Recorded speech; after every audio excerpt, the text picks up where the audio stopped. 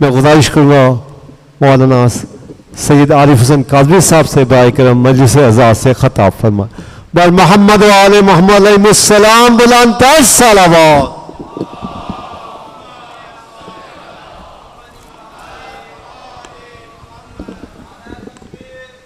اللہ اکبر اللہ رسول اللہ.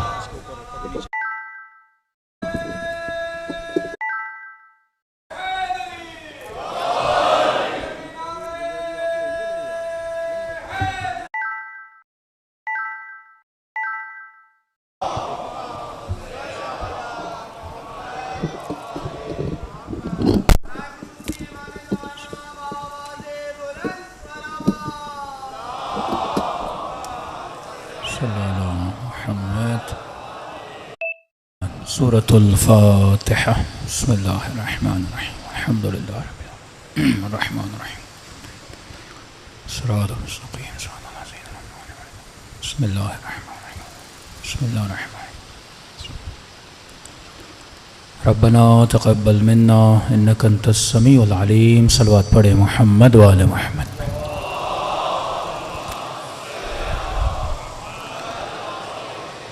بسم اللہ الرحمن الرحیم. الحمد للہ رب العالمین.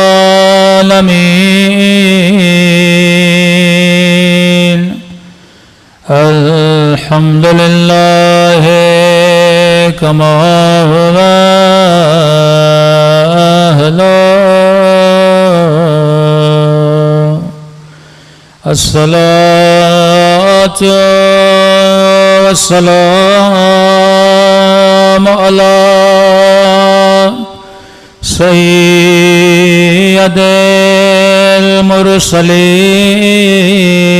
المرسلين وخاتم النبيين أبي القاسم محمد. اللهم صل على محمد وعلى آله الطيبين الطاهرين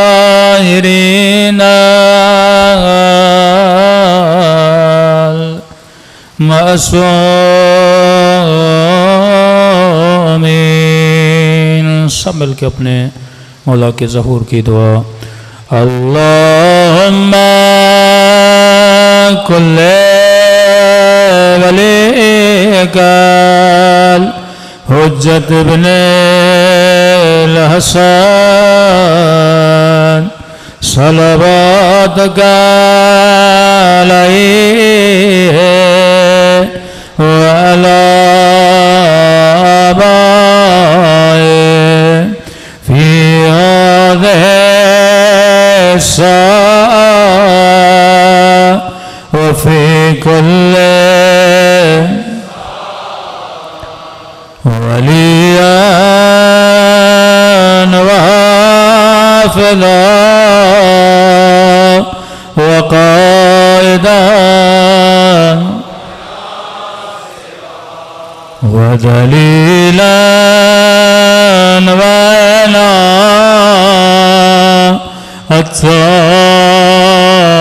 تسكنه أرضك طوعا وتمتعه فيها برحمتك يا أرحم الراحمين. صلوات پڑھے محمد وآلہ.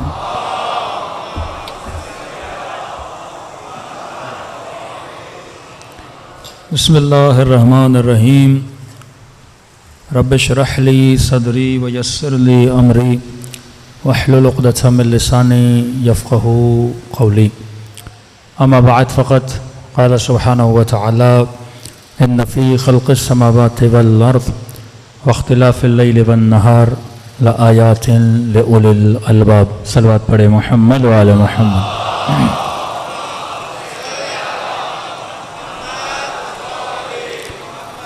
دعا ہے پروردگار عالم ہم سب کی عبادتوں کو اپنی بارگاہ عالی میں قبول فرمائے، اور جس مقصد زندگی کی خاطر اس فرش عزا پہ جمع ہوئے خدا ان مقاصد میں بھی ہم سب کو کامیابی نصیب فرما دیں. گفتگو ہو رہی تھی کہ اللہ نے نشانیاں رکھی ہیں صاحبان عقل کے لیے، اور اس وقت معاشرے میں پیسے کی کمی نہیں، شہرت کی کمی نہیں، طاقت کی کمی نہیں. اگر طاقتوروں کے پاس، مشہوروں کے پاس، مالداروں کے پاس کسی چیز کی کمی ہے تو وہ عقل کی کمی ہے. مال قارون سے مل سکتا ہے، طاقت فرعون تجھے دے سکتا ہے، لیکن عقل اگر ملتا ہے تو باب مدینۃ العلم سے ملتا ہے. اللہ کی سب سے بہترین مخلوق عقل ہے، جس کی خدا نے تعریف کی. فرمایا عقل کو کہا آگے آ، آگے آئی، عقل کو کہا پیچھے جا، پیچھے گئی. پھر عقل کو کہا کہ میری طرف آ، پلٹ کے آئی اور کہا کہ میں نے تجھے کائنات کی سب سے بہترین مخلوقات میں سے بنایا ہے. اب کچھ اس طرح تفسیر کرتے ہیں کہ آگے اور پیچھے ہونے کا مطلب یہ ہے کہ اللہ نے جب عقل کو خلق کیا، خلق اول حضرت آدم، وعلم الآدم اسماء کلہا، حضرت آدم کو اپنی اسماء کا علم دیا، جن کے ذریعے سے نبیوں کی عقلیں مضبوط ہوئیں.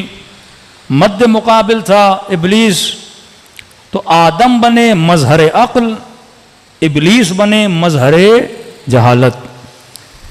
ابلیس نے وعدہ کیا کہ لأغوینہم اجمعین بعزتک، مجھے تیری عزت کی قسم ہے، مجھے تیرے جاہ و جلال کی قسم ہے. کبھی کہا میں صراط پہ بیٹھوں گا، سب کو ان راستوں سے ہٹاؤں گا. کبھی کہا کہ مجھے قسم ہے سب کے سب کو گمراہ کر دوں گا. تو ابلیس بنا لشکر جہالت کا مظہر، اور لشکر عقل کے مظہر بنے جناب آدم سلام اللہ علیہ. اب کہا کہ چلا جا، مطلب عقل کو بھیجا خدا نے اس عالم سے، عالم مثال سے ہوتے ہوئے اس عالم میں جسے ہم عالم مادہ بولتے ہیں. اب یہاں آنے کے بعد ہماری ذمہ داری کیا ہے کہ ہم پلٹ کے اس عقل باطنی کی طرف واپس جائیں، کہ جس کے لیے کہا کہ انا للہ و انا الیہ راجعون. تم سب اللہ کی طرف سے ہو، اور تم سب پلٹ کے کس کی طرف آؤ گے؟ پروردگار عالم کی طرف آؤ گے. تو یہ جو 75 لشکر امام صادق علیہ الصلوۃ والسلام بیان کرتے ہیں، صلوات پڑھے مولا کی شان پر. میری گزارش ہوگی آواز بھی تھوڑی بڑھا دیں، بار دیگر صلوات پڑھے محمد و آل محمد.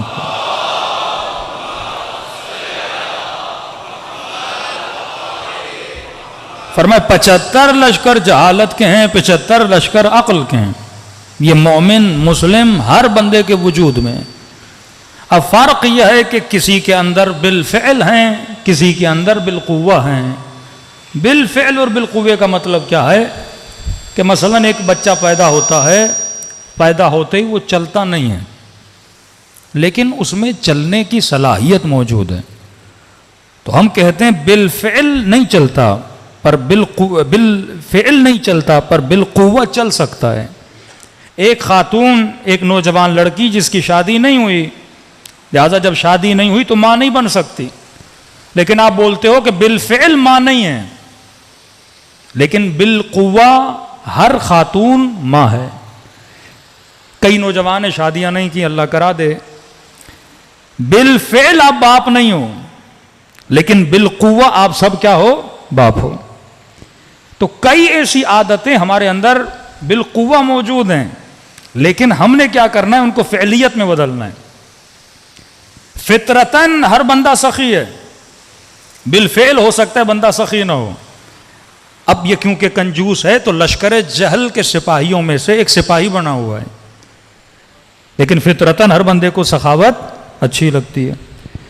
چور بھی جب چوری کرتا ہے تو اپنا پیسہ امین کو دیتا ہے, چور کو نہیں دیتا. ہاں, بینک کی ڈکیتی کی, 10 لاکھ چرا لیے, اب یہ واپس جا کے کسی چور کو نہیں دے گا. یہ پیسہ کس کو دے گا؟ اب وہ خود امین ڈھونڈے گا جبکہ خود چور ہے, پھر کسی امین کو ڈھونڈے گا, کیونکہ فطرتاً ہر بندہ امانت کو کیا کرتا ہے؟ پسند کرتا ہے. پسند تو کر رہا ہے پر بالفعل اس کے اندر نہیں ہے. ہر بندہ گناہ سے نفرت کرتا ہے, ہر ظالم ظلم سے نفرت کرتا ہے. دنیا کی ظالم ترین حکومتوں کے پاس بھی عدالت ہوتی ہے, وہ اپنے پاس بھی ایک عدالت بنا کے رکھتے ہیں کیونکہ فطرت کا تقاضا ہے. فعلیت میں وہ عادل نہیں ہے پر بالقوہ وہ بھی کیا ہے؟ عدالت کو پسند کرتا ہے. جس طرح میں نے کل نشے اور چرسی کی مثال دی کہ آپ کسی بھی نشے اور چرسی سے پوچھو گے کہ چرس پینا اچھا ہے, نشہ کرنا اچھا ہے, شراب پینا اچھا ہے, بولے گا نہیں بہت برا کام ہے. تو بھائی تو کر کیوں رہے ہو؟ فعلیت میں نہیں لا پا رہا. سب سے مشکل ترین کام ہوتا ہے وہ جو طاقت اندر چھپی ہوئی ہے اس کو فعلیت میں بندہ لائے. ہاں, شہوت کا بجا لانا آسان ہے, جھوٹ بولنا آسان ہے, چوری کرنا آسان ہے, حسد رکھنا آسان ہے, غیبت کرنا آسان ہے, لیکن ان چیزوں کو یعنی جو لشکر جہل ہیں ان کو چھوڑنا بڑا مشکل ہوتا ہے. اور لشکر عقل کو اپنا سپاہی بنانا یہ کام وہ ہوتا ہے جو اہل بیت اور رسول خدا کرانے آئے. فرمایا ہم اس لیے بعثت لاتمم مکارم الاخلاق, یہ مکارم اخلاق وہی لشکر عقل ہیں. تخلقوا باخلاق اللہ, اپنے اخلاق کو پروردگار عالم کے اخلاق میں بدل دو. جب تیرے اندر رنگ خدائی آ جاتا ہے, صبغۃ اللہ ومن احسن من اللہ صبغہ, کون ہے جو اپنے وجود کو رنگ پروردگار عالم میں بدل دے. تو ایک ایک لشکر کو پہچانو اور ایک ایک لشکر کو اپنا سپاہی بناؤ. جب یہ 75 سپاہی تیرے پاس آ جائیں گے پھر شیطان بھی تجھے شکست نہیں دے سکتا. صلوات پڑھے محمد و آل محمد پر.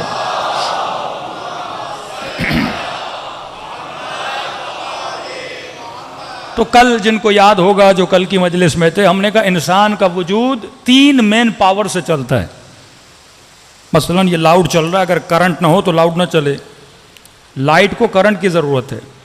اسی طرح ہر انسان کے اندر 3 قوہ جو مضبوط ترین طاقتیں ہیں پائی جاتی ہیں, اور یہ تینوں طاقتیں حیوان کے پاس بھی ہیں, کم و بیش, زیادہ یا کم. انسان میں شہوت, حیوان میں شہوت. انسان میں غصہ, حیوان میں غصہ. انسان میں قوہ ادراک, حیوان میں بھی قوہ ادراک موجود ہے. اب لمٹس کو آپ چینج کر سکتے ہو اور کبھی 5 منٹ کے لیے سوچو کہ یہ جو طاقتیں جو مین سورسز ہیں انسان کی زندگی گزارنے کے, یعنی اگر شہوت نہ ہو تو ازداد نسل نہ ہو, اگر شہوت نہ ہو تو مرد اور عورت کی آپس میں اٹریکشن نہ ہو, یعنی نظام ہی نہ چلے. ان چیزوں کا ہونا ضروری تھا تاکہ ایک سسٹم بنے, ایک فیملی بنے, ایک معاشرہ بنے. میں نے کہا پانی پیاس ہر بندے کے اندر ہے. یہ تمیز عقل کا کام ہے کہ تجھے یہ بتائے کہ تم نے صاف پانی پینا ہے یا نالی کا پانی پینا ہے. حیوان کو تمیز نہیں ہے. کتے کو پیاس لگے گی وہ زمین کا پانی بھی پیے گا, نالی کا پانی بھی پیے گا, اس میں یہ تمیز نہیں ہے. کتے کا کام ہے اپنی پیاس کو بجھانا, حیوان کا کام ہے اپنی بھوک کو بجھانا. اب اگر انسان کے اندر سے تمیز ختم ہو جائے تو یہ 2 ٹانگوں پہ چلتا ہوا حیوان ہے, انسان نہیں ہے. عقل کا کام یہ ہے کہ تمہارے جتنے جذبات ہیں, یہ ریسورسز جو پروردگار عالم نے دیے ہیں, ان ریسورسز کو انسان کیا کرے؟ بیلنس کرے. شہوت اگر بہت زیادہ تو انسان دشمن علی بن جاتا ہے. کتامہ کی شہوت میں آ کر ابن ملجم کو حوصلہ ملا, قاتل علی ابن ابی طالب بنا. مال کی شہوت اگر ہو تو قاضی شریح اور ابن سعد بن سکتا ہے, شمر بن سکتا ہے. شکم پرست, شکم کی شہوت اگر ہو, اب دیکھیں خدا کھانے سے منع نہیں کرتا, لیکن اگر شہوت شکم ہو جائے, کھانا کھانا اچھی بات ہے, جسم کو طاقت ملتی ہے, بلکہ تاکید ہے کہ بندہ اپنے بدن کا خیال کرے. لیکن اگر شہوت میں بدل, شہوت مطلب ایکسٹریم لیول پہ چلا جائے, دن میں 3 بار کھانا ہے, بندہ 6 بار کھانے لگے, 7 بار کھانے لگے, حد اکثر میں چلا جائے, کثرت میں چلا جائے, تو یہ عقل کی خلاف ورزی کرتا ہے. چیز کم بھی ہو جائے بری, چیز زیادہ بھی ہو جائے بری, تم نے میاں نرو ہو کے چلنا ہے. اسی طرح ہم نے کہا غصہ اگر کم ہو تو انسان ڈرپوک ہوتا ہے, غصہ حد سے زیادہ ہو تو انسان حد تاک ہوتا ہے. ماں باپ کی بے احترامی کرے گا, استاد کی بے احترامی کرے گا, عالم کی بے احترامی کرے گا. اس دن ایک جوان کا فون آیا, مولانا میرے باپ نے مجھے بڑا غصہ دلایا, بس تھوڑا تھا میں اپنے باپ کو مارنے والا تھا. میں نے کہا بندے خدا گناہ ہے. کہہ رہے مولانا بس وہ کبھی کبھی دماغ پہ سوار ہو جاتے ہیں, اگر ایسا نہ ہو تو ہم بھی سیدھے رہیں. میں نے کہا یہی تو مقام ہے, وہ سوار ہو تو تمہیں صبر کرنا ہے, سیدھا رہے تو ہر بندہ سیدھا. اگر وہ غلط بھی ہے تم نے باپ کے ساتھ بے احترامی نہیں کرنی, کیونکہ وہ تیرا باپ ہے, کیونکہ تیری ماں ہے. اسی صبر کا نام جناب سلمان امیر المؤمنین اہل بیت کے کتنے واقعات ہیں. لوگ بے احترامی اور بدتمیزی کرتے تھے, ہاں نبی کو گالیاں دی گئیں, پتھر مارے گئے, کتنی تکلیفیں ملی. وہ خاتون جو کوڑا کرکٹ نبی کے سر پہ پھینکتی تھی, ایک بار رسول خدا نے اس کے ساتھ بے احترامی نہیں کی. اپنے اخلاق سے اس کے وجود میں نبی نے انقلاب لایا. اب یہ نہیں کہ مصطفیٰ کے اندر غصہ نہیں تھا, آپ بولو میرے اندر بڑا غصہ ہے, رسول خدا کے اندر غصہ نہیں ہے, امیر المومنین کے اندر غصہ نہیں ہے. ارے علی کا غصہ دیکھنا ہے تو جنگ صفین میں آ کے دیکھو. علی کا غضب دیکھنا ہے تو مرحب اور انتر کو بچھاڑتے ہوئے دیکھو. ایسے نہیں کہا کہ ضربت علی یوم الخندق افضل من عبادت الثقلین, علی کی ضربت خندق کے دن عبادت ثقلین سے افضل ہے. اس غصے کو, اس پاور کو میں نے یوز کہاں کرنا ہے. اور آسان کر کے سمجھاؤں, بھائی آپ کے گھر میں ماچس کی تیلی پڑی ہے, تیلی کے اندر انرجی ہے نا, غصہ ہے, ہاں ماچس سے لگاؤ تو جلتی ہے. اب یہ جلانی کہاں ہے, یہ عقل کا کام ہے. تیلی بری نہیں ہے. اب ایک مرتبہ اٹھا کے ایک مومن کی دکان ہو, کپاس کی, ہاں گودام ہو, اور شرارت کر کے تیلی وہاں لگا دو. تیلی تو تیلی ہے, اس کا پورا گودام کیا کر دے گی, جلا دے گی. تیلی اٹھا کے اور امام بارگاہ میں مثلاً آگ لگا دو. تیلی تو تیلی ہے. اسی تیلی سے چولہا بھی جلتا ہے, اسی تیلی سے بندہ بھی جل سکتا ہے, اسی تیلی سے لوگوں کے کارخانے بھی جل سکتے ہیں. یہ کس کا کام ہے, کس کو مینیج کرے, یہ عقل کا کام ہے. شہوت بھی تیلی کی طرح ہے, غصہ بھی تیلی کی طرح ہے.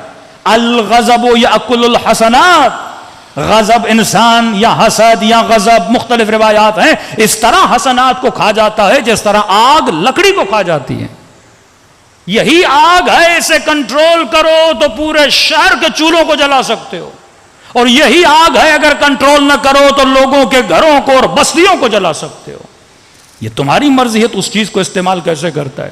یہی یورینیم جس سے ایٹم بم بنتا ہے, اگر لوگ اس کو صحیح استعمال کریں, پاکستان کے پاس بہت ہے, اگر ٹیکنالوجی کو صحیح استعمال کیا جائے, ہمارے ملک میں کبھی بجلی کی قلت نہ ہو. آج دنیا ان ٹیکنالوجی, اس کے بجائے کہ لوگوں کو مارا جائے, وہ انرجیز کو پازیٹیو وے میں کیا کر رہے ہیں, استعمال کر رہے ہیں. تو عقل کا کام یہ ہے, آپ کی شہوت کو بیلنس کرے, آپ کے غصے کو بیلنس کرے, اور آپ کے ادراک کو. آخری طاقت جو تھی وہ قوی ادراک تھا, جہاں تک ہم کل پہنچے. ہم نے کہا غصے کو کنٹرول, شہوت کو کنٹرول. اب یہ عقل بتائے گی. اب عقل کو علم چاہیے, علم اہل بیت سے ملے گا, پھر عقل اس کو مینیج کرے گی. مثلا آپ بہترین مدیر ہو لیکن آپ کو ٹیکنیکس نہیں آتی, ٹیکنیکس کو یہ آپ کو سکھائے گا, پھر آپ مدیریت کرو گے. جس طرح آپ کے پاس کمپیوٹر ہوتا ہے, کمپیوٹر میں یہ توانائی ہے کیلکولیشن کرے, ہر کام کرے. اب آپ نے اس کو کوڈ دینا ہے, جیسے آپ کوڈنگ دے دو گے کمپیوٹر اپنا کام کرنا شروع کر دے گا. اسی طرح اپنی عقل کو اگر علم اہل بیت دو گے, علم قرآن دو گے, پھر یہ وجود کو مینیج کرنا سیکھ جائے گی. پھر تمہارے وجود میں ایسا سکون آئے گا, دنیا کی کوئی طاقت تمہارے وجود میں تلاطم پیدا نہیں کر سکتی. صلوات پڑھے محمد و آل محمد.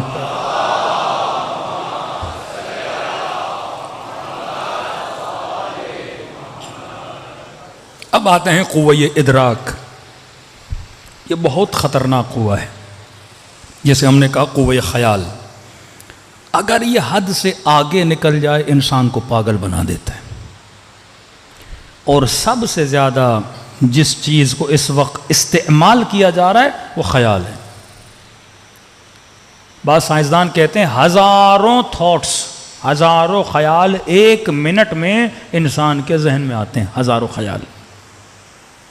آپ ہاتھ کو کنٹرول کر لو گے, آنکھیں بند کر لو گے, زبان پر منہ بند کر لو گے, لیکن خیال کو کوئی بند نہیں کر سکتا. جب انسان سوتا بھی ہے تو خیال چلتا رہتا ہے, خواب کی صورت میں. اب جس کا عشق ہے اسی کا خیال آتا ہے, جس کی محبت ہے اسی کا خیال آتا ہے. غلط محبت, خیال غلط چلا گیا. اچھی محبت, خیال اچھا ہو گیا. دن رات حسین کا سوچو گے, خیال میں حسین ہوں گے. خدا کا سوچو گے, خدا خیال میں ہوں گے. مال کا سوچو گے، اب خیال پلاننگ کرتا رہے گا مال کمانا کیسے ہے، کرنا کیسے ہے. کسی گھر میں چوری کرنی ہے، خیال ایکٹیو ہو جائے گا، پلاننگ دے گا، امیجز دے گا، ساری چیزیں دے گا، عقل کیلکولیٹ کرے گا. اب عقل اگر سالم نہیں ہے، کیونکہ علم سالم نہیں ملا، عقل اگر سالم نہیں ہے، کیونکہ اگر سالم شخصیتوں کے ساتھ، طیبوں کے ساتھ مربوط نہیں ہے، اس کو صحیح روش کا پتہ نہیں ہے، تو کبھی کبھی عقل خادم خیال بن جاتا ہے، عقل خادم شہوت بن جاتا ہے، عقل خادم غضب بن جاتا ہے. ایک بندے کو کسی قبیلے کے ساتھ دشمنی ہے، اب اس کے بندے اس نے مارنے ہیں، تو خدمت کس سے لیتا ہے؟ عقل سے لیتا ہے. غصہ اس کے عقل پر سوار ہے، اب پلاننگ کرتا رہتا ہے تاکہ ان کو قتل کریں. یہ جنگوں میں کتنے لوگ مرتے ہیں، ساری پلاننگ کون کرتا ہے؟ عقل کرتا ہے. کیونکہ عقل خادم غضب بن جاتا ہے، یہ دشمن خدا بن جاتا ہے. عقل حاکم رہے، غضب مخدوم رہے، شہوت مخدوم رہے. حضرت یوسف شہوت غالب نہیں آئی، مغلوب ہو گئی عقل کے ہاتھوں. ہاں؟ تمہارا کام ہے گناہ کو دیکھ کے بھاگو، آگے مدد کرنا کس کا کام ہے؟ وَمَن يَتَوَكَّلْ عَلَى اللَّهِ فَهُوَ حَسْبُهُ. جو اللہ پہ توکل کرتا ہے پھر خدا اس کا مالک ہے، اور وہاں سے راستہ بناتا ہے جہاں سے تیرے وہم و گمان میں نہیں تھا. یوسف نے بھروسہ کیا اور زلیخا کے ہاتھوں بھاگے، اللہ نے بند دروازوں کو یوسف کے لیے کیا کر دیا؟ کھول دیا. یہ وہ مقام توکل ہے. اور یہ کب آتا ہے؟ جب انسان کی عقل مضبوط ہو جائے. قرآن کے قصے یہی بتاتے ہیں ابراہیم کی عقل کتنی مضبوط ہے. ابراہیم نے اپنے ادراک کو کبھی عقل پہ حاوی ہونے نہیں دیا کہ ابراہیم آگ میں جاؤ گے جل جاؤ گے، کہ نہیں. جبرائیل آئے، ابراہیم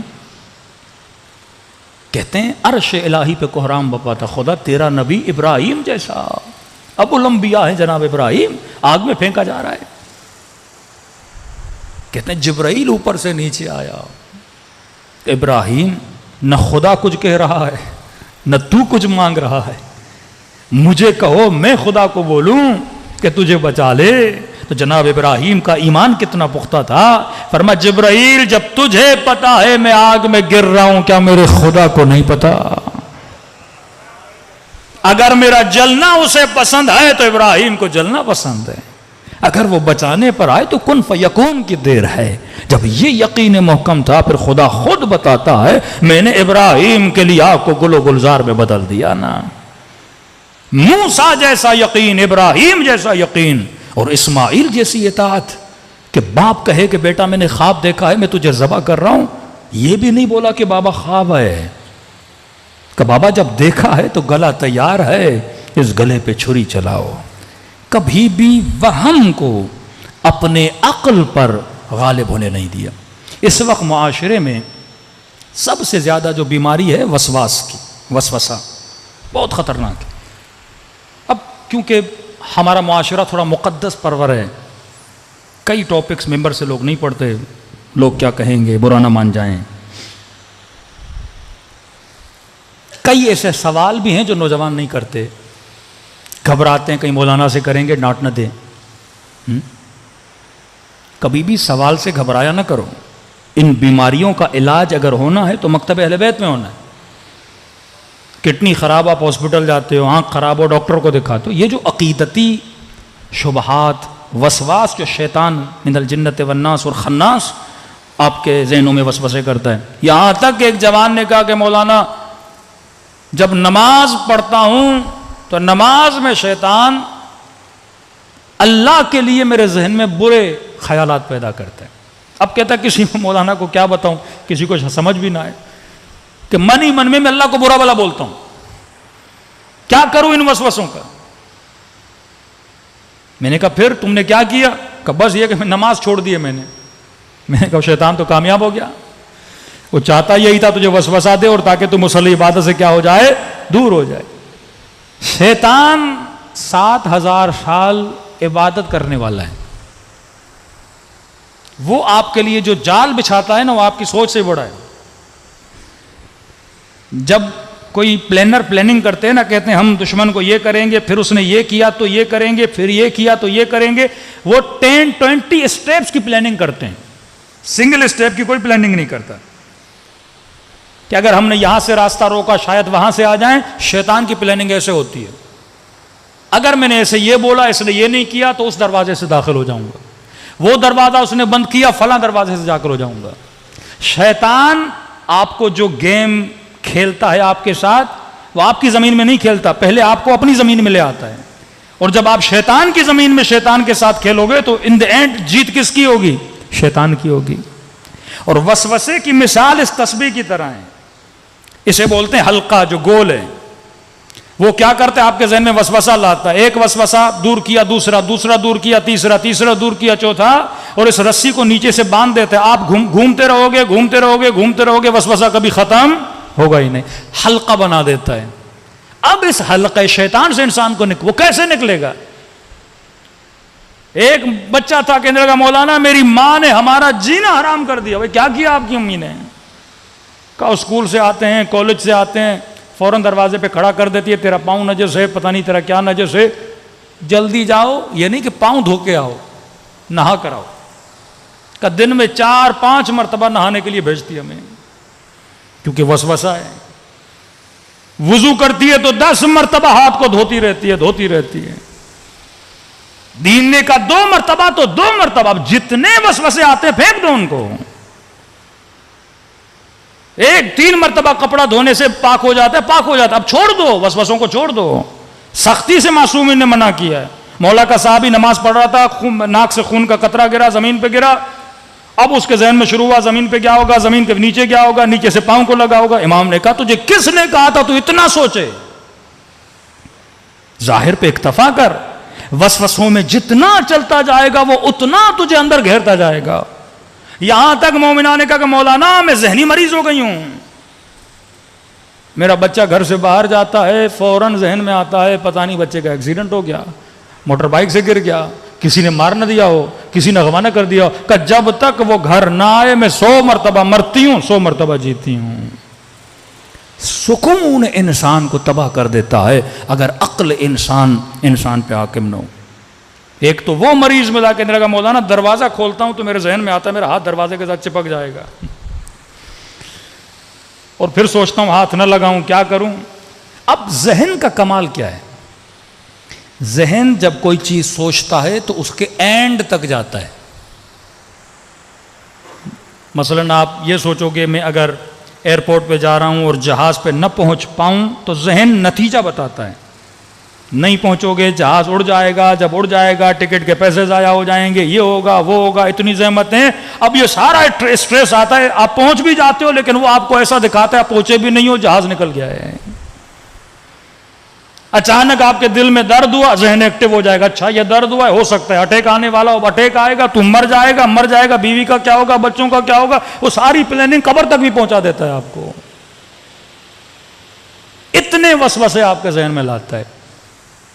توکل کا مطلب ہے خود کو رہا کرو, کس کی طرف؟ اللہ کی طرف. خود کو آزاد کرو, کس کی طرف؟ اللہ کی طرف.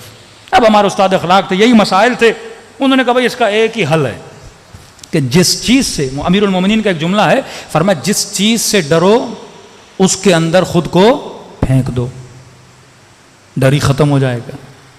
سوئمنگ پول میں مثلا بندہ جانے سے ڈر رہا ہے, ہاں پتہ بھی ہے پانی کمر تک ہے, کودوں گا مروں گا نہیں, لیکن وسوسہ وہم کہتا نہیں جاؤ گے تو مر جاؤ گے. اب مولا فرماتے کہتا ہے نا مر جاؤ گے تو جا کے دیکھو واقعا مرتے ہو کہ نہیں. کیلکولیشن تو تم نے عقل سے کر لی نا کہ پانی چھوٹا ہے, جاؤں گا نہیں مروں گا. جب کیلکولیشن کر لیے تو ڈر کیسا, اس کے اندر کود جاؤ. اس ماں کو کا تمہیں برا نہ لگے, لیکن یہ حل ہے امیر المومنین کا. شیطان کیا کہہ رہا ہے؟ بچہ مر جائے گا. بولو اللہ کی امانت ہے, مر گیا تو مر گیا. جب تم ڈر ختم کرو گی اس دن کے بعد کبھی وہم اور وسوسہ نہیں آئے گا. انزائٹی کا بھی علاج ہے, یوسوسو فی صدور الناس من, یہ جنات بھی وسوسہ کرتے ہیں, شیطان بھی خود جن ہے, وسوسہ کرتا ہے آپ کے وہم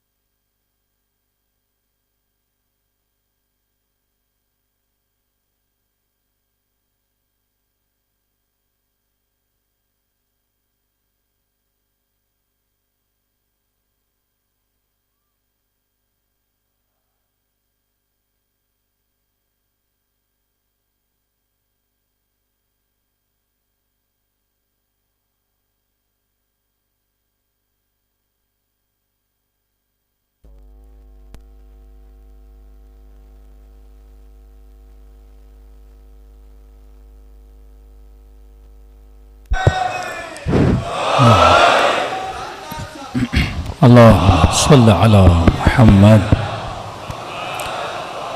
ایک بار بآواز بلند صلوات پڑھے محمد وعلی محمد.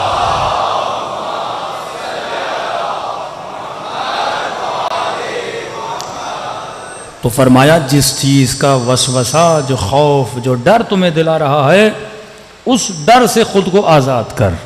جب تک آزاد نہیں کرے گا، دیکھیے دشمن کس چیز سے ڈراتا ہے؟ ڈراؤ، جھکاؤ، مارو. بولے گا میرا کام نہیں کرو گے، اولاد کو ماروں گا، تجھے ماروں گا. یہی خوف اصحاب امام حسین کے اندر پیدا کرنا چاہتا تھا.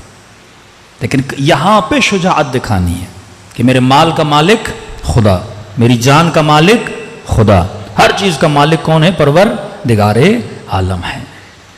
تو فرمایا جس بھی چیز سے ڈرو اس سے خود کو کیا کر دو؟ آزاد کر دو. اگر یہ ڈر ہے بچہ مر جائے گا کو میں نے اللہ کے حوالے کیا، جو ہوتا ہے دیکھا جائے گا. اگر یہ ڈر ہے مثلا یہ کام کروں کہیں اٹیک نہ آ جائے، وسوسہ ہوتا ہے. اب آنا نہیں بھی ہوگا، اسٹریس اتنا آئے گا وہ بالآخر تجھے کیا کر دے گا؟ موت کے قریب لے کر آئے گا. آج اکثر معاشرے میں وہم کی حکومت غالب ہے کہ میں یہ سمجھتا ہوں کہ یہ طاقت میرے پاس ہوگی تو میں کامیاب ہوں، مال میرے پاس ہوگا تو میں کامیاب ہوں، شہرت میرے پاس ہوگی تو میں کامیاب ہوں. اصلاً میں مجلس پڑھ رہا ہوں یا مجلس سن رہا ہوں؟ مجھے کیسے پتا چلے کہ پروردگار عالم اس مجلس سے راضی ہیں؟ تو کچھ چیزیں شیطان کھڑی کر دیتا ہے. مولویوں کو بولے گا تمہارا مجمع زیادہ تو تمہاری مجلس کامیاب. اور اس دن شاید میں نے واقعہ سنایا آیت اللہ جھنجانی کا. ایک بندے نے قبلہ میں نے خواب دیکھا ہے، وہ جو مشہور ذاکر ہے امام حسین نے حکم دیا کہ اس کا نام ذاکروں کی ڈائری میں سے مٹا دیا جائے. اور وہ مولانا جو کبھی ممبر پہ آیا ہی نہیں، مجلس پڑھی نہیں اس بیچارے نے، مدرس ہے، امام نے کہا اس کا نام لکھو، یہ میرے ذاکروں میں اس کا شمار ہے. نیند سے اٹھا اس عالم کے پاس گیا کہ مبارک ہو، خواب دیکھا ہے ابھی عبداللہ الحسین نے تیرا نام اپنے ذاکروں میں لکھا ہے. کہ مولانا ہم نے تو کبھی مصیبت پڑھتے ہوئے، مصائب پڑھتے ہوئے آپ کو دیکھا ہی نہیں ہے، آپ ہمیشہ درس دیتے ہیں. وہ رونے لگے، کہنے لگے بیٹا ایسا نہیں ہے، جب محرم کے دن آتے ہیں عوام میں نہیں پڑھتا میں، جب محرم کے دن آتے اپنے گھر جاتا ہوں، بچوں کو بٹھاتا ہوں، امام حسین کے مصائب پڑھتا ہوں. مولا تو خلوص دیکھتے ہیں، مولا پروٹوکولز، مولا گاڑیاں، مولا مجمع نہیں دیکھتے. آنے والے کا خلوص، پڑھنے والے کا خلوص، ایون مجلس کرانے والے کا خلوص. آج معاشرے میں وہم غالب ہے. آج مجلسیں بعض لوگ ایسے کرا رہے ہیں جیسے ہارون مسجد بنا رہا تھا. کہ بہلول میں نے بڑا اچھا کام کیا، اللہ کے لیے مسجد بنائی ہے. کا بہت اچھا کام ہے، ہارون کام کر دو، لکھ دو مسجد بہلول.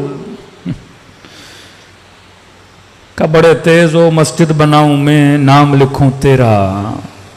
کا یہی تو بتانا چاہ رہا تھا، تو مسجد نہیں بنا رہا، تو اپنا نام بنا رہا ہے.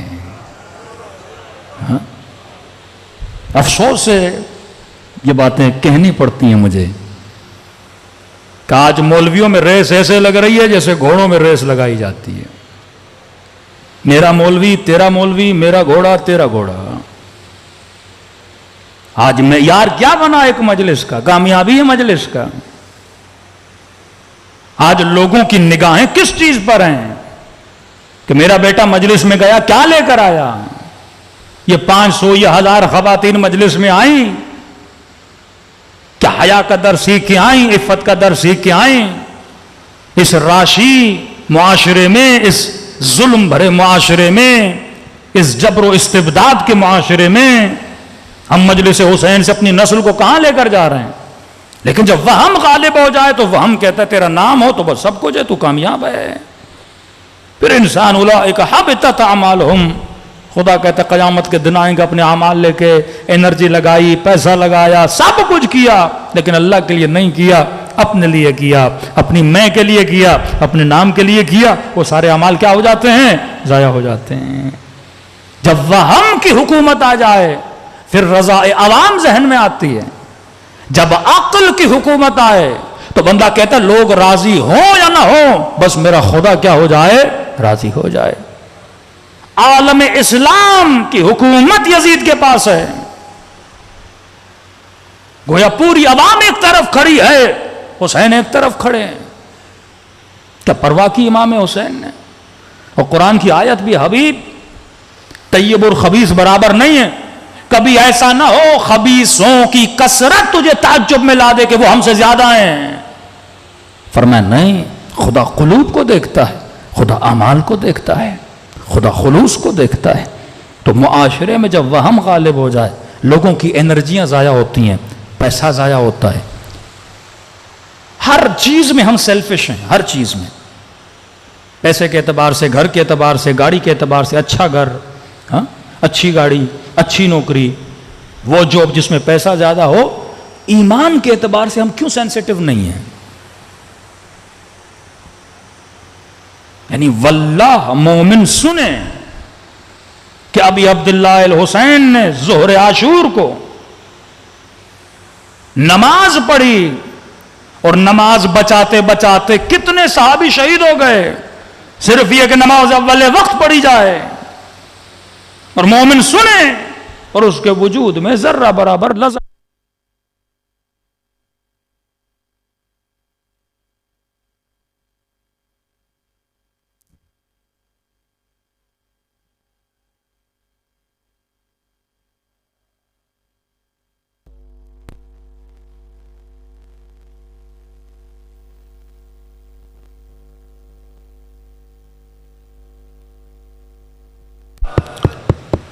بارہ دیگر صلوات پڑھے محمد و علی محمد۔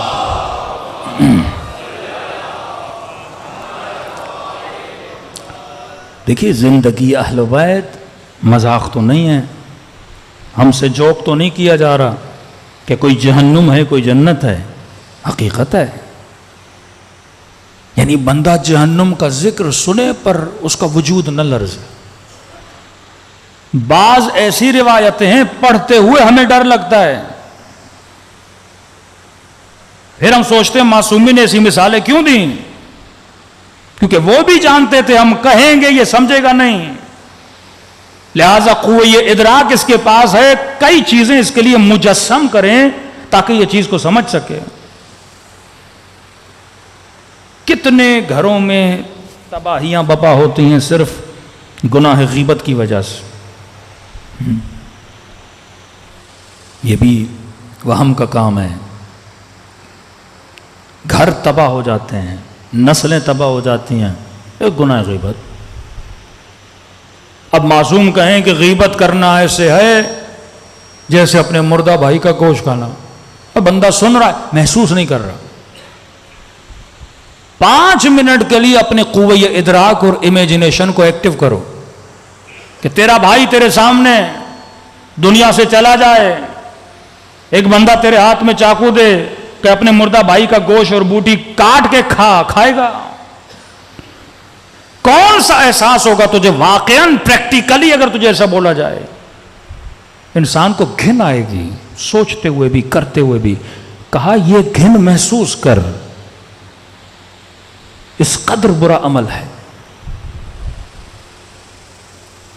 ایک سخت روایت میں نے کل پڑھی، فرمایا غیبت کرنا ایسے ہے جیسے خانہ خدا میں اپنی ماں کے ساتھ بندہ برا کام کرے، دیکھ کر بندے کا وجود لرز جاتا ہے۔ کیوں معصومین ایسی مثالیں دے رہے ہیں؟ کیونکہ جب تک گناہ جسمی گناہ نہ ہو ہمیں برا نہیں لگتا، جب تک کوئی جسمانی ایکٹیویٹی نہ ہمیں برا نہیں لگتا۔ کہ دیکھ کتنا تجھے برا لگ رہا ہے تیری امیجنیشن میں، اپنے ادراک کو مضبوط کر معصومین کے فرامین سے، تجھے گھن آتی ہے کوئی ایسا عمل کرتے ہوئے، جبکہ معصوم یہ مثال دے رہے ہیں۔ اگر تو مسجد میں جائے اور مسجد کے اندر دو لوگ آپس میں زنا کر رہے ہوں، کیا تو ان کو روکے گا نہیں؟ کیا تو ان کو ٹوکے گا نہیں؟ کیا تو ان کو بولے گا نہیں؟ غیرت کی کتنی بھی کمی ہو، بندہ کم از کم مسجد سے نکل جائے گا تاکہ وہ عمل نہ دیکھوں۔ اگر تو روک نہیں سکتا، کم از کم جہاں پہ یہ ماحول ہے، جہاں پہ یہ چیز ہو رہی، اٹھ کے چلا جا۔ پورا معاشرہ تباہ ہوتا ہے گناہ غیبت کی وجہ سے، بھائی بھائی میں لڑائی ہوتی ہے گناہ غیبت کی وجہ سے۔ لیکن بڑے مزے سے خواتین، یعنی کتنے ہم گناہوں کو، یہ نہیں ہو سکتا کہ انسان ایک طرف مجلس امام حسین سنے، دوسری طرف جا کے اتنا قوی ترین گناہ کرے، یہ تو غیبت ہے۔ ربا کے لیے فرمایا 70 مرتبہ خانے خدا میں کسی محرم کے ساتھ زنا کرنے کے برابر ہے، 70 مرتبہ۔ پہلے کہا جنگ با خدا ہے، اللہ کے ساتھ لڑائی ہے، جنگ کرنے کے مثال کے مانند ہے۔ اب بندے کا ذہن ہے نا، اس کو جنگ سمجھ میں نہیں آتی، اس کو کوئی انسان چاہیے ہاتھ میں تلوار اور اسے قتل کرے۔ اللہ نے کہا شاید اس کے سمجھ میں نہ آئے، پریکٹیکلی میرے وجود کو جسم کی صورت میں نہیں سوچ سکتا۔ پھر کہ میں یہ مثال دے رہا ہوں کیونکہ جسمی گناہ تیرے لیے بہت بڑی اہمیت اور ارزش رکھتا ہے، کہ اس گناہ کے برابر ہے، اس قدر تیرے اندر گھن آنی چاہیے اس گناہ کی۔ لیکن اسی مسجد میں نماز پڑھے، مومن مومن کے ساتھ مصافحہ کرے، فوراً شروع ہو جائے کسی مومن کی برائی کے، اور بولو کہ بھائی برائی نہ کرو۔ نہیں مولانا میں سچ بول رہا ہوں، بندے خدا اگر جھوٹ ہوتا تو تہمت ہوتی۔ غیبت سچ کا نام ہے، جھوٹ کا نام نہیں ہے۔ واقعاً اس کے اندر وہ برائی اور تو لوگوں کو بتا رہا ہے، یہ غیبت ہے۔ اگر تو جھوٹ بول رہا ہے وہ تو تہمت ہے۔ یہ معاشرہ عقل کا معاشرہ نہیں ہے، اور افسوس ہے یہ برائیاں ٹی وی پر برملا، یہ اس کا دشمن، وہ اس کا دشمن، پوری سوسائٹی کلیپس کر جاتی ہے اخلاقی طور پر۔ یو کے پرائم منسٹر نے کورونا کے دنوں میں، کووڈ کے دنوں میں سوشل ایکٹیویٹی کرنا منع تھا، قانوناً لا ہے۔ ہم شریعت مدار ہیں، وہ قانون مدار ہیں۔ اگر شریعت مدار ہم صحیح رہیں تو ان سے بھی ترقی کر لیں، وہ قانون مدار ہے۔ ہمارے ہاں اس وقت بالفعل نہ شریعت کی سنی جا رہی ہے نہ قانون کی سنی جا رہی ہے۔ اب سوچئے معاشرہ کہاں جائے گا؟ شریعت کی نہیں سنی جا رہی مطلب دیندار معاشرہ نہیں، قانون کی نہیں سنی جا رہی مطلب سویلائز معاشرہ نہیں ہے، متمدن معاشرہ نہیں ہے، مدنی قوانین کی جو باتیں نہیں سن رہا۔ قانون پاس ہوا، سوشل ایکٹیویٹی قانون ہے، اب قانون جب بنایا گیا تو قانون پہ عمل کرنا ہے، جو عمل نہیں کرتے ان کو سزا دی جاتی۔ پرائم منسٹر آف یو کے اپنے گھر میں اپنے دوستوں کے ساتھ اس نے گیدرنگ رکھی، کسی نے کیمرے پہ ریکارڈ کر لیا۔ غیرت مند معاشرے ہوتے نا، دینی غیرت نہیں قانونی غیرت ان کے یہاں موجود ہے۔ ہمارے یہاں قانون پامال کیا جاتا ہے، کتنے لوگ اس کے لیے بولتے ہیں، کیونکہ ہم خود قانون پامال کرنے والے ہیں، ہم خود سگنل توڑنے والے، ہم خود رنگ وے پہ چلنے والے، ہم خود رشوتیں دینے والے۔ اب کسی وزیر نے یا کسی بندے نے قانون توڑ بھی دیا تو کوئی پرواہ نہیں ہے۔ یہ قانون شکنی دین شکنی پہ بندے کو لاتی ہے۔ ہاں اور نہ کی تمیز، اچھے اور برے کی تمیز، وہ معاشرے معقول معاشرے نہیں ہوتے۔ پرائم منسٹر آف یو کے ایک قانون اس نے توڑا کہ اس نے کووڈ کے دنوں میں سوشل ایکٹیویٹی نہیں کرنی تو اس نے کی، اور لوگوں نے شور مچایا۔ صرف اس قانون توڑنے کی وجہ سے اس بندے نے کیا کیا؟ ریزائن کر دیا۔ اور ہمارے ہاں پورے پڑوس کا گھر بھی بندہ ہڑپ کر جائے تو اسے شرم تک نہیں آتی۔ یہ عاقلانہ معاشرے نہیں ہے۔ اب اس معاشرے میں رہتے ہوئے میں نے اپنے گھر کو عاقلانہ بنانا ہے، میں نے اپنی بچی کو، میں نے اپنے بچے کو بتانا ہے، اگر زندگی بچانا چاہتے ہو، اگر آخرت بچانا چاہتے ہو، یہ وہ عقل کی لکیر ہے جو اہل بیت نے کھینچی۔ غیبت لشکر جہل ہے، حسد لشکر جہل ہے، جہالت انسان کی دنیا بھی تباہ کرتی ہے، آخرت بھی تباہ کرتی ہے. لیکن اگر عقل کی حکومت ہوگی، ہماری نسلیں عقل کی سن کر فیصلہ لیں گی تو دنیا بھی آباد ہوگی، آخرت بھی آباد ہوگی. صلوات پڑھے محمد و آل محمد پر.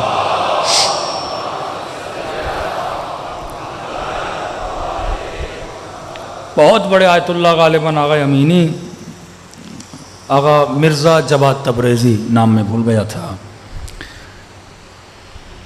یہ بڑے شور اور مجمع بلا کے اور بڑے دھوم دھام سے غدیر کا دن مناتے تھے. عید غدیر کی اتنی تاکید ہے کہ ہر مومن اپنے گھر میں مومنوں کو دعوت دے. جب غدیر کا دن آئے اتنا ثواب ہے. تو غدیر کے دن ان کا بیٹا نیچے فروٹ لینے گیا، سیڑھی سے اترا آغا جواد تبریزی کا، جیسے نیچے اتر رہا تھا پاؤں اس کا اٹکا، اور جو حوض تھا پانی کا اس میں وہ جوان گرا، سر ٹکرایا، ڈیتھ ہو گئی. بیٹا قابل ترین طالب علم مولانا بھی تھے ان کے بیٹے، جوان بیٹا دنیا سے چلا گیا. بیوی توڑی توڑی آئی، کہا آغا جواد بیٹا مر چکا ہے.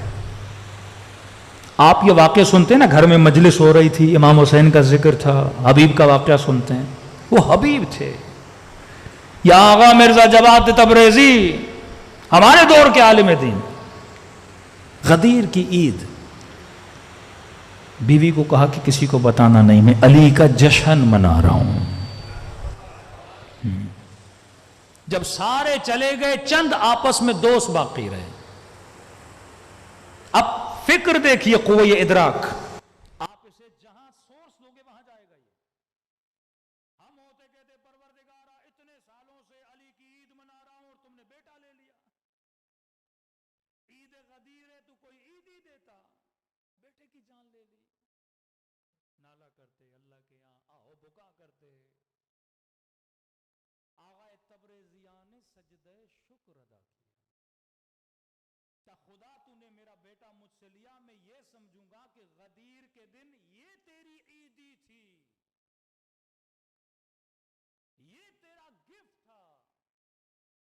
بیوی بھی بڑی صابرہ، لوگ بڑے آغا تبریزیان بیٹے کا مرنا بھی کوئی عیدی ہے. کہ تم نے حضرت خضر کا واقعہ نہیں سنا؟ ایک مومن اور مومنات خضر نے ان کے بیٹے کو مار دیا اور کیا بولا، یہ بڑا ہو کے ماں باپ کو کیا کرے گا، کہیں کافر نہ کر دے. اچھا ہوا وہ لڑکا بھی چلا گیا، اس کی آخرت بچی. ماں باپ کا کیا پتا اللہ کی مصلحت کیا تھی. اللہ کے لیے حسن ظن کرنا کہ خدا کبھی بندوں کا برا نہیں چاہتا، اللہ ہمیشہ بندوں کے لیے کیا چاہتا ہے، اچھا چاہتا ہے. یہ کس کی سیرت سے، یہ کون سا عقل ہے جو آغا تبریزیان جس پہ چل رہے ہیں؟ اتنا بڑا مقام، یہ مقام تو سیدہ زینب کا ہے. جب بھائی کے لاشے کو لٹتا ہوا دیکھا، اس وقت جملہ بلند کیا کہ ما رأیت الا جمیلا. زینب نے حسن کے علاوہ کچھ نہیں دیکھا.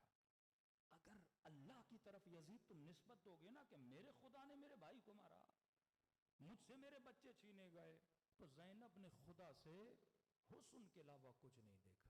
ایک ہے حسن ظن عوام کے لیے، پازیٹیو تھنکنگ لوگوں کے لیے، ایک ہے پازیٹیو تھنکنگ پروردگار عالم کے لیے. جب بندہ اس مقام پہ آتا ہے تو امام حسین کی طرح یہ نعرہ بلند کرتا ہے، رضن برضا و تسلیما لامر لا معبود سواک. اے خدا حسین تیری رضا پہ راضی ہے، تیرے امر کے سامنے تسلیم ہے.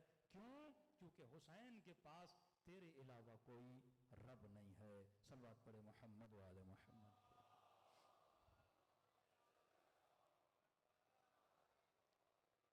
تو عزیزو، یہ قوہ ادراک، قوہ خیال انسان کو شیطان بھی بنا سکتا ہے، لیکن اسی خیال کو صحیح روٹ میں ڈالو گے عقل کی نگرانی میں تو دنیا بھی آباد، کربلا بھی آباد.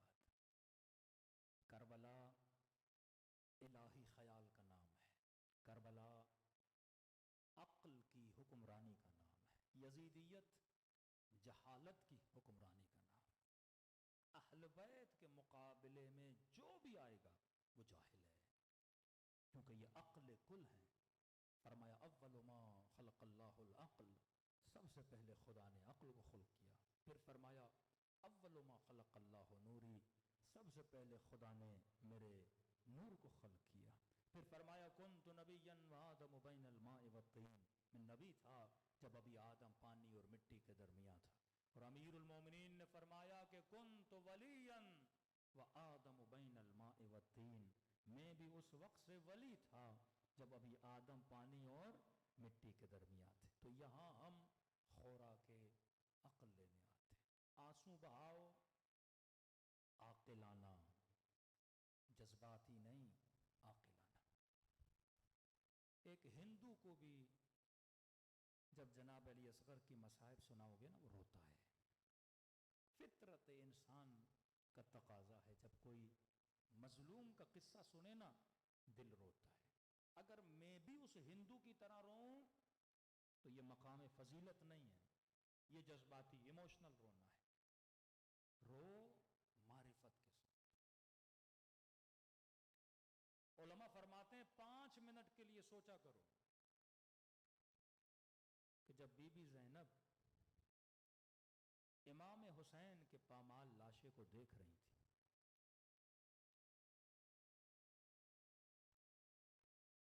ملتا ہے جب 11 محرم کو یہ قافلہ جانے لگا نا تو سیدہ زینب اونٹ پر تھی.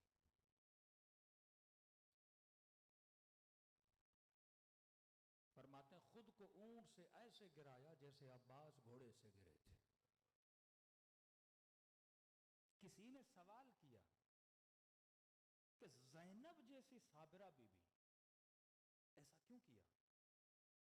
شہادت تو فخر ہے، عزت وقار ہے، اتنا زجا اتنا ماتم بھائی کو دیکھ کر. کتنے لاشیں امام حسین نے اٹھائے بیٹوں کے. کہ نہیں، یہ بہن کا بھائی کے لیے رونا نہیں تھا، کیونکہ اگر بہن بھائی کے لیے روتی، کئی بہنیں آئی ہیں جنہوں نے بھائی پہ گریہ کیا ہے. بھائی کا بہن پہ رونے کی اتنی قیمت نہیں ہے. کہ پھر کون رو رہی تھی حسین پہ؟ کہ زینب اپنے امام کے لیے رو رہی تھی. مصیبت کبریٰ یہ تھی کہ ولی اللہ کے جنازے پہ گھوڑے دوڑا جا رہے تھے. اگر بھائی کے جنازے پہ گھوڑے دوڑائے جاتے یہ مقام صبر ہے. لیکن سیدہ شباب اہل جنت کے بدن پہ گھوڑے دوڑائے جائیں، یہ مصیبت کبریٰ ہے زینب کے لیے کہ میرا امام زمانہ میری نظروں کے سامنے اس پہ تیر چلائے جا رہے ہیں. اور وہ گھوڑے سوار کہے کہ ابن سعد، جب میں حسین کے بدن پہ گھوڑے دوڑا رہا تھا تو میں نے حسین کی پسلیوں کے ٹوٹنے کی آوازیں سنی تھی. یہ قیامت کبریٰ تھی زینب کے لیے. آپ کا بھائی آپ کے سامنے مارا جائے آپ روئیں گے، لیکن اللہ نہ کرے آپ کا امام زمانہ آپ کی نظروں کے سامنے مارا جائے. یہ مقام گریے کا ہے. ننھی سی بی بی فاطمہ کے سامنے جب رسول کو پتھر مارے بابا کے لیے نہیں روتی تھی، نبی کے ماتھے پہ پتھر مارے جا رہے ہیں. یہ مقام کبریٰ ہے. ناقۃ اللہ سقیاہا فکذبوا فعقروا فدمدم علیہ ربہم فصواہا. اونٹنیاں کتنی کٹتی ہیں، لیکن ناقۃ اللہ، اللہ کی اونٹنی کو کاٹا جائے تو خدا کی صدا بلند ہو جاتی ہے. ارے یہ کوئی اونٹنی نہیں، یہ نبی کا نواسا حسین ہے. یہ گریہ حسین کے لیے ہے جو امام زماں تھا. یہ گریہ نبی کے نواسے کے لیے ہے. تبھی میرے چھٹے امام فرماتا ہے شیعو تمہارے سینوں پہ ہم نے 6 پردے چڑھائے ہیں. فرما اگر شیعوں کے سینوں پہ یہ پردے نہ ہوتے یہ دادا کی مصیبت سنتے ان کی روحیں پرواز کر جاتی. اس قدر یہ مصیبت سنگین ہے. تبھی فرمائے مومن تو آنسو روتا ہے، تیرا امام زمانہ خون روتا ہے. دلوں کو کربلا کی طرف روانہ کریں. السلام وعلى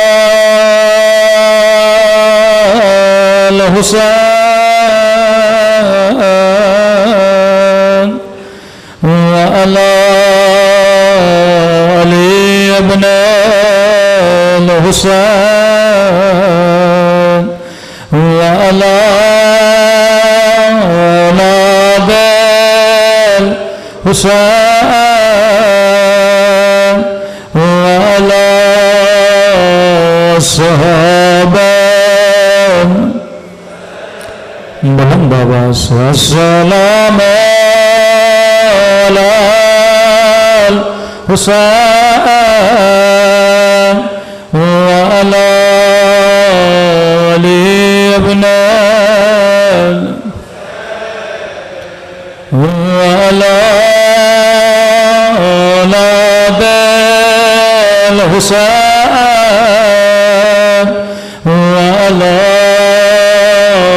الصحابة سب مل کے السلام علی وعلی علی ابن وعلی اولاد وعلی صحابہ میرا سلام سکینہ کی یتیم پہ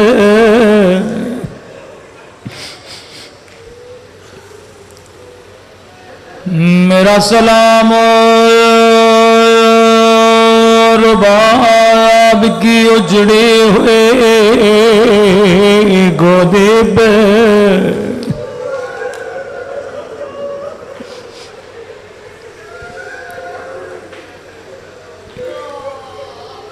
پانی پہ نگاہ پڑی زارو قطار رونے لگے بازار میں جاتے تھے گوشت پہ نگاہ پڑتے تھے زارو قطار روتے تھے کسی جوان کی شادی میں جاتے زارو قطار روتے تھے کسی مومن نے کہا مولا شہادت تو آپ کا ورثہ ہے پھر آپ اتنا روتے کیوں ہیں امام نے فرمایا تو نے صحیح کہا شہادت میرا ورثہ ہے لیکن اے پوچھنے والے یعقوب کا ایک یوسف گم ہوا تھا اتنے روئے وَبْيَضَّتْ عَيْنَاهُ آنکھیں سفید پڑ گئی اے پوچھنے والے تو نے صحیح کہا شہادت ہمارا ورثہ ہے یعقوب کا ایک یوسف لیکن میرے 18 یوسف میرے سامنے ذبح کیے گئے اگلے جملے نے سوالی کو تڑپا دیا فرمایا تو نے صحیح کہا شہادت میرا ورثہ ہے میں اکبر پہ نہ رو میں قاسم پہ نہ رو میں علی اصغر پہ نہ رو کیونکہ شہادت میرا ورثہ ہے لیکن اے پوچھنے والے تو نے سجاد کے ساتھ انصاف نہ کیا کیا ماں بہنوں کے ساتھ بازاروں میں جانا کیا شرابی کے دربار میں جانا یہ بھی سجاد کا ورثہ ہے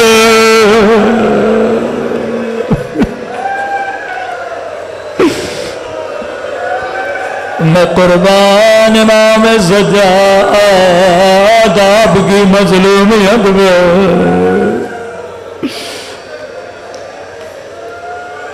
یہاں تک کہ مدینے والے کہتے ہیں امام سجاد بازار میں آتے تھے گوشت والے اپنے گوشت پہ کپڑا رکھتے تھے کہ کہیں سجاد کی نظر گوشت پہ نہ پڑ جائے۔ راوی کہتا ہے ایک دن مولا بازار میں آئے، گوشت والا کپڑا رکھنا بھول گیا، زین العابدین کی نگاہ گوشت پہ پڑ گئے، رو کے کہنے لگے میرا غریب بابا،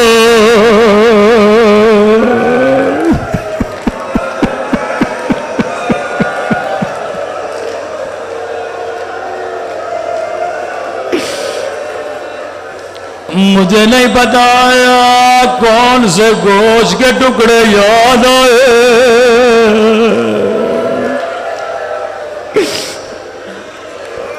فوراً کسائی کو بلایا، کسائی جلدی ادھر آ۔ فرمایا کسائی میرے سوال کا جواب دے، جب تو نے حیوان کو ذبح کیا کیا تو نے پانی پلایا تھا یا نہیں؟ عائشیو جب قربانی کرو پانی پلایا کرو۔ کہنے لگا مولا میں آپ کا سیاہ، میں نے پانی پلایا تھا، ایک مرتبہ کربلا کا رک گیا، ہائے میرا علی ازیا، ہائے میرا 3 دن کا پیاسا علی ازیا،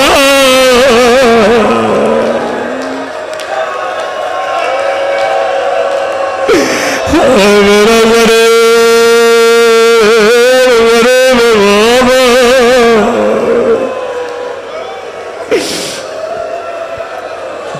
کسائی بزار و قطار رونے لگا۔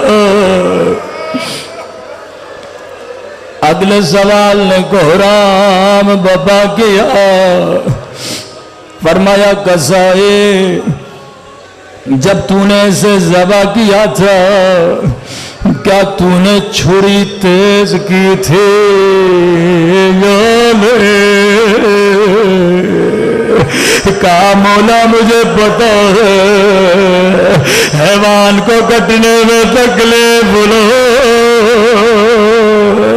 ایک مرتبہ زمین پہ بیٹھے رو کے کہنے لگے خنجر کند سے میرا مولا کا گلا کاٹا گیا، اور ظالم نے کمار نے میں ضربت چلا، ہائے میرا غریب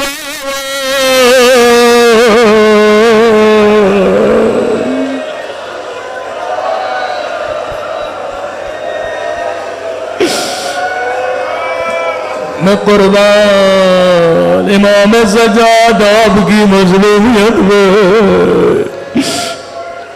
لیکن آخری سوال نے پورے بازار میں کوہرام بپا کیا، کہا تو نے پانی پلایا، تو نے چھری کو تیز کیا، جی میرے مولا یہ خاص اہل بیت کے جانے والوں کے لیے امام سجاد کی نصیحت ہے۔ فرمایا ایک کسائی یہ بتا جب تو اسے ذبح کر رہا تھا کوئی اور حیوان تو نہیں دیکھ رہا تھا؟ حیوانوں کو حیوانوں کے سامنے ذبح نہ کیا کرو۔ کہتا نہیں مولا میں نے پیچھے جا کے ذبح کیا۔ ایک مرتبہ زمین پہ بیٹھے رو کے کہنے لگے ہائے میری پھوپھی زینب،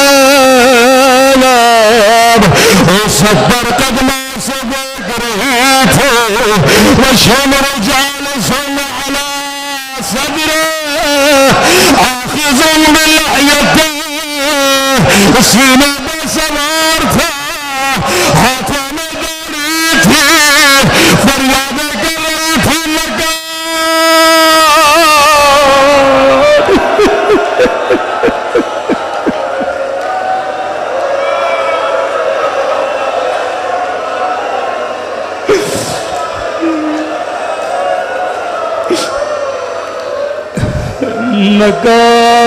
نکاٹ نکاٹ اما زہرا نے چکیا بھیج بھیج کے بولا